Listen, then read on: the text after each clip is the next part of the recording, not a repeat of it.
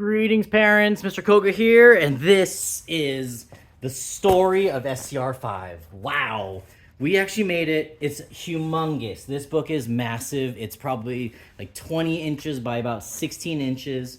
It weighs about 10 to 15 pounds. There's about 6 rolls of packing tape inside of this thing, and it is an engineering marvel. I had so much fun making this. It was a lot of work, but the kids did phenomenal. The learning was all there. The connections were just flowing, and here's a little preview of what this book is like inside. So the outside has a collage of pictures across the top, some of our favorite places around campus, our favorite things like the library, Santa Clara River, our campus logo, the mural on the green building, and then the rainbow bridge. Then we also got the skateboard grip tape, because I just love skateboarding, so I want to put that in the book as well. And then we painted the story of SCR-5 right here. First page, we got the dedication, words and pictures by all of our lovely friends here. Kalaya created this art style called the Sprout, and I wanted him to kind of showcase just our class, an art style that came from this little group of kids, and just kind of bring more personality to our book. All right, introduction just tells you what this book is about. Feel free to pause the video. I'm not sure if you can read any of it, but this will be at the author's fair, and it'll also be at our STEAM showcase at the end of the school year. But here it is. This book moves. This book is alive, and this book most certainly has energy to it. All right, this page, we got Levi's page here with the K-8 river. Phenomenal. Just all this knowledge that wasn't even from me. A lot of it came from the kids, and I just kind of helped them refine the words. So we got Levi over here, Jackson's page over here, Campus for Learning. This is all about how do we use Rio del Sol as a place for knowledge, not just as a place for buildings and for kids to be at, but how do we learn from the architecture, from the way the plants are placed, from the native animals that we see running around this the school. So there it is. Very, very cool. Again, this book moves. We love it. Next page. Whitley's Channel Islands Connection, explaining where do the names for our school buildings come from? How do we use the learning in our school in 2nd grade? Cornell over here with the 3 symbols that are painted around our school. And this, the 3 symbols, this is a lost language right here. Only a few teachers at our school even know what these symbols are, let alone what they mean for the kids. So the conch teaches us to reflect on our journey that we're on when learning or in life. The seed, we think about what seeds are planted. What are we learning about right now? What are we passionate about? Or what do we hope to foster and nurture? The ko means here and now. It's kind of a reflective piece for you to stop and just take a moment to think about, how am I doing here and now? What am I feeling? Next page, we got Chris McClendon with the classroom and the makerspace, talking about how do we use our classroom to boost our learning? How does our classroom feel alive? Why do we call it the organism? Guardians del Sol by Florence, and this is an activity where we go outside and we care for our school. We're not just students here, we're not just people here, we are stewards of this space, and we want to leave this place better than when we came. Guardians del Sol. Class Dojo mindsets, I tell the kids in 2nd grade, reading, writing, math, science, social studies, that stuff is easy to teach as a teacher. I can do that with my eyes closed. Any adult can walk in here and teach those things. But the things that we learn in 2nd grade in Mr. Koga's class that sets us apart and builds these kids as strong individuals are the mindsets. So we have the dip, the ramp, the staircase. Feel free to pause it and check it out. Otherwise, come inside and see the book in person. Our class sayings. Again, our class is very unique. We have all these different sayings for mindsets that go very in tandem with this page here. But we say things like, what do we do at Rio del Sol? We connect, because we constantly make connections. Knock it out of the park. That's when the kids start an activity and they say, Mr. Koga, I'm about to rock this activity. You better give me a harder one because that was too easy. So a lot of confidence and perseverance. So satisfying. The kids love saying this, but we use it in our class as a meme to make the kids more organized, to make them neater, to make them more, just putting more care into it so that they feel like their work is so satisfying. And this book, like a colony of ants, we can do big things when we work together. And this book is one of those examples. Good job, Bellamy. All right, next one, Happy Drum by Josh. Josh explained what the Happy Drum is, how we use it every single day, what the benefits are for us as learners in the morning time. Amazing, look at that drawing.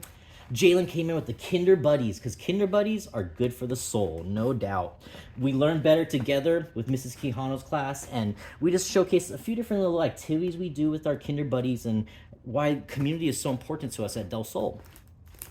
Next, Kelly Kim came in with the peanut butter and jelly writing. In writing, we talk about how do we express our thoughts, our opinions, how do we teach other people, how do we write for an authentic audience. And a lot of our writing follows this structure, peanut butter and jelly. You can ask your student or your child what that means exactly, because a lot of them have really attached to what this structure is all about. So that they can take the 3rd grade and beyond, and they will do great in writing if they follow that. Conundrums. Blakely took on this page, and this is a class dojo conundrum, and basically there are these very complex problems that are relevant to kids, and they can come up with an answer for a problem that might have 4 possible solutions, and there's no one right answer. It all matters how you defend your answer, how you justify your reasoning. So it's great for opinion writing, it's great for all sorts of things in 2nd grade, because a lot of it is not just about coming up with the right answer, but explaining how I got there. Great for conundrums and critical thinking. All right, next, Allison came in with the math culture. In our class, it's not about the math. I tell the kids that every day. It's not about speed. It's not about being right. It's not about being the fastest. It is about being the deepest thinker. It's about being the most creative thinker, because math in our class is an art form more than anything else. Just like language arts, just like art, like the fine arts, math is an art form. And we all think about it different because we're math scientists and we're math artists. Then a special one from Victoria talking about the Hawaiian words we learn every single month. So we've learned a lot of different Hawaiian words because guess what? Mr. Koga's from Hawaii. And the words are ohana, akahai, lokahi, olu olu, hau'oli, ahonui, kuleana, malama, mahalo, and aloha. All right, next, Scarlett did a fantastic job with our school garden, explaining how do we use it for our learning, what do we do with the food core, and here's some just beautiful pictures that we decided to cherry pick to showcase what do we do in the garden, and how does it help us learn. Then Sebastian talked about maps and globes, and we studied maps. We looked at maps at our school because we studied this place as a source of knowledge, like it's a textbook. We unlocked this place. And we don't need to buy curriculum from anyone. It's all here. All right, landforms and waterforms. April did a fantastic job of showcasing many of the different landforms and waterforms that we learned about this year. Then Ben talked about the Salto Islands. The Salto Islands was one of the biggest projects. I think it was in trimester 1. Yes, it was. And we basically started off by studying those landforms and water forms. Then we created maps to tie in the social studies with the science, maps and globes with the landforms and water forms put together. That's Del Sol way. Then we took them, the maps that they did, and they created these 2D models or 3D models based on the 2D designs. And that design process where the kids had to make a rough draft, then start a brand new one after working for a very long time on that first draft, but saying to themselves, you know what, this one's gonna be better. And this is gonna be easier the second time around. I'm gonna come in with more intention. I'm gonna come in with more confidence. It's gonna be better. So that's what this teaches us. Again, in 2nd grade, it is not just about the stuff. It's more about the mindsets and how do you attack these problems and make sure you don't get in the way of yourself.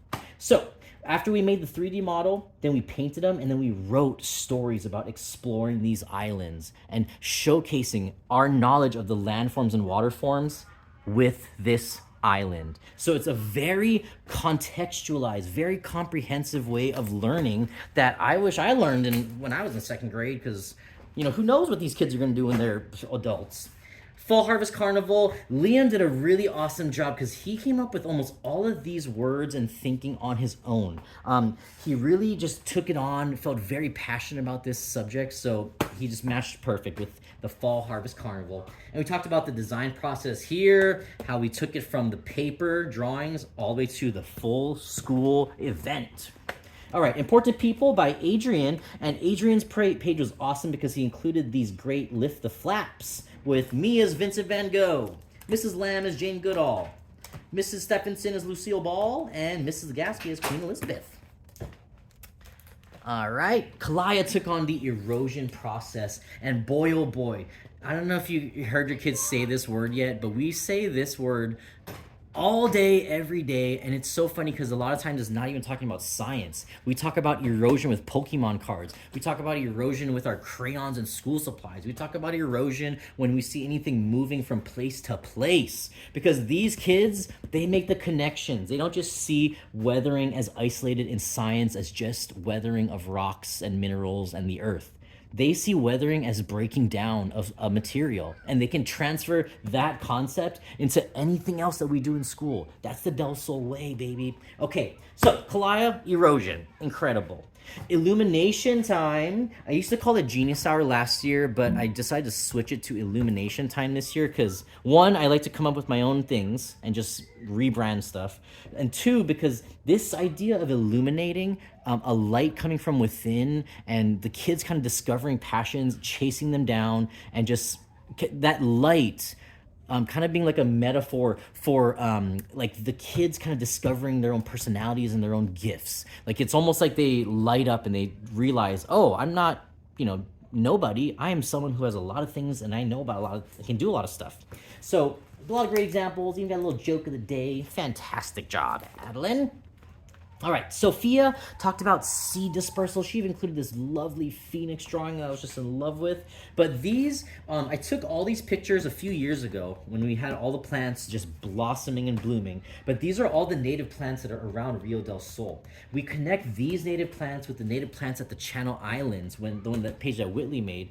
And we basically ask ourselves, how did these plants and how did these animals that like these plants get to those islands? And that's where we talk about seed dispersal. We talk about like ice age. We talk about like the land bridges that could have existed when things were frozen back in the day, and how the sea levels are much lower because a lot of the ocean, the liquid ocean, was trapped as ice. So this big connections.